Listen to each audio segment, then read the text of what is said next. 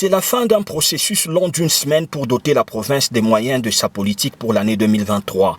Présente pour répondre aux préoccupations des groupes parlementaires sur le projet de budget exercice 2023 ce vendredi 16 décembre, Fifi Masuka Saini, gouverneur intérimaire du Lualaba, a de prime abord sollicité l'auguste assemblée à observer une minute de silence en mémoire de la colonelle Fifi Yav, des victimes des inondations survenues à Kinshasa et celles qui subissent l'agression à l'Est. Abordant ce projet de budget, elle a tout d'abord rendu un vibrant hommage au chef de l'État, Félix-Antoine Tshisekedi, garant du bon fonctionnement des institutions. Elle a répondu à toutes les préoccupations des groupes parlementaires, c'est notamment celles liées à la viabilité des différents territoires et secteurs. Le gouvernement provincial ne cesse de se pencher sur les questions relatives à l'amélioration des conditions de vie de la population lualabaise en général et celles de conditions de travail de nos chefferies et secteurs dépourvus de cadres de travail dignes et des résidences décentes, en dépit de l'effectivité de la mise en œuvre du programme national des 145 territoires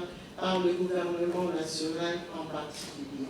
La province procède ainsi à la réduction de la dépendance extérieure tout en apurant aussi différentes dettes.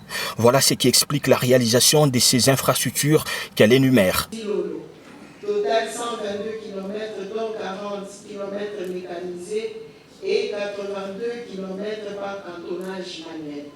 Lubudi, total 158 km, dont 50 km mécanisés et 108 km par cantonnage manuel. Fifi Masuka Saini a ainsi rassuré l'implication du gouvernement provincial dans tous les secteurs évoqués par les groupes parlementaires.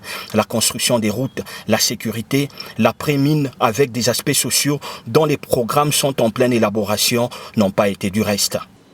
En attendant la définition de la dite politique, les ETD, mairies, communes et secteurs qui reçoivent la redevance minière ont la charge de l'assainissement de leur milieu. La province dont l'action est présentement focalisée sur la construction des édifices et des routes ne vient qu'à l'appui. Ce projet de budget a été ainsi déclaré recevable au cours de cette plénière qui a connu la participation des 3 élus provinciaux du Maniema, présentés par l'honorable Louis Kamoni Tumbo, président de l'Assemblée provinciale du Lualaba.